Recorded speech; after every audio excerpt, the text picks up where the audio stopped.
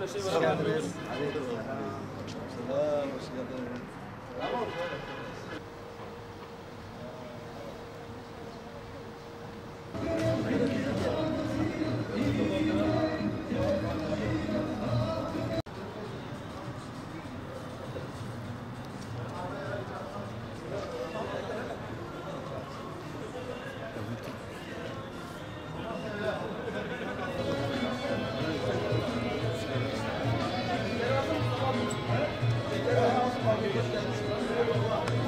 Değerli misafirler, Hüdapar Gaziantep İl Başkanlığı 2. olan kongremize hepiniz hoş geldiniz, şeref verdiniz.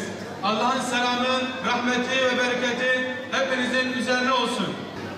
Euzu billahi mineşşeytanirracim.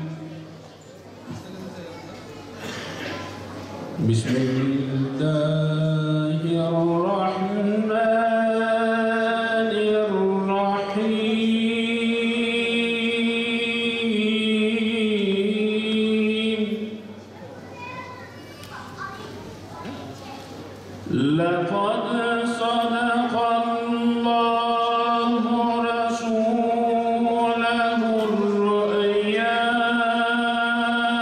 بالحق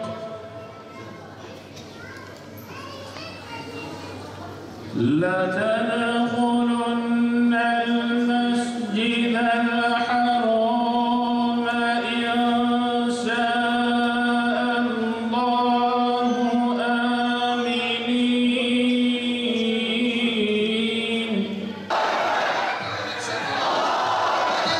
Özgürlük şiarındı senin, hadi katil yolundadır davandı senin. Seninle bir daha bir olsun mazlumlar bize.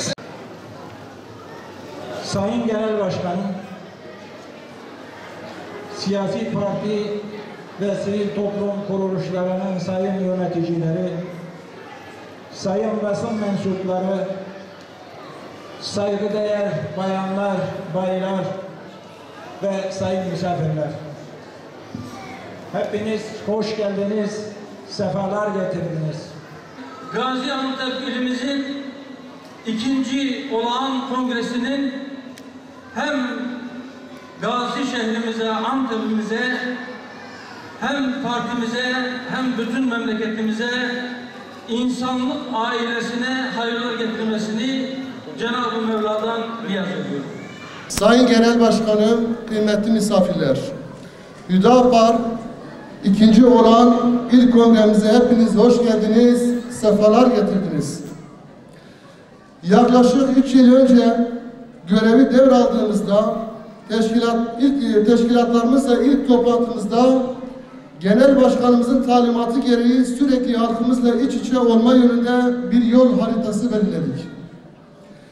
Gaziantep şehrimizde toplumun dinamikleri hükmünde olan sivil toplum kuruluşlarını, siyasi partileri, sendikaları, hemşehri derneklerini, kanaat önderlerini, kamu yöneticilerini, yerel ve ulusal yayın yapan, görsel ve yazılı basını ziyaret edip tanışma ve fikir alışverişinde bulunma fırsatı bulduk.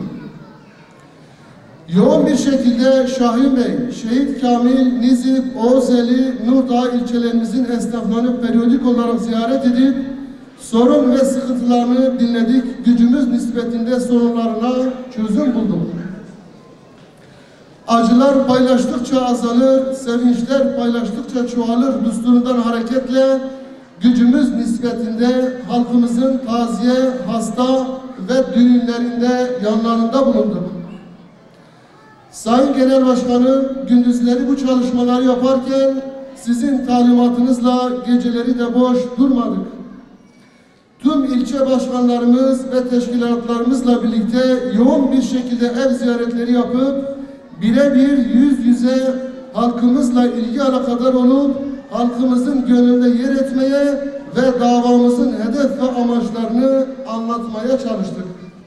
Yaptığımız bu çalışmalar esnasında halkın belki de ülkenin siyasi tarihine bakarak haklı olarak seçim zamanı değil ve siz bizleri ziyaret ediyorsunuz, sorularıyla karşılaştık. Biz de diyoruz ki evet, doğrudur. Seçim zamanı değil. Ama bizler seçimden seçime halka söz ve vaatlerde bulunup seçimden sonra halkı unutan siyasetçilerden değiliz. Ve böyle bir siyasetten Allah'a sığınırız. Evet, çünkü bizler Hüdapar olarak oy avcılığı yapan ve seçim endeksli çalışan bir parti değiliz. Zira davamız büyük, yükümüz ağır ve sırtımızda mahşeri bir sorumluluk vardır. Bunun bilincinde olarak hareket etmekteyiz. Allah'ın izniyle çok kısa sürede teşkilatlanacak ve özellikle tüm mahalle ve köylerde temsilciliklerimizi oluşturacağız. Zira Hüdapar bir davadır ve adanmışların partisidir. Bu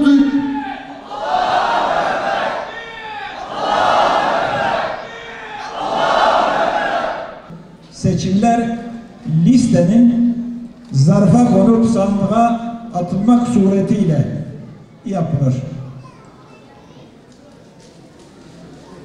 Şimdi gerek il yönetimi gerekse büyük kongre delegeliği için akıl ve nesil emniyetini güvence altına almak vesair gaye ve prensiplere Hüdapar'ın kurulmasının temel dinamikten bundan sonra da bu çalışmalar artarak devam edecektir. Bu çerçevede İl Başkanı Mehmet Nakşi Eret tarafından Nihat Yetkin, Faruk Göçer, Kadir Üstündağ İl İdare Kurulu yedek üyeliklerine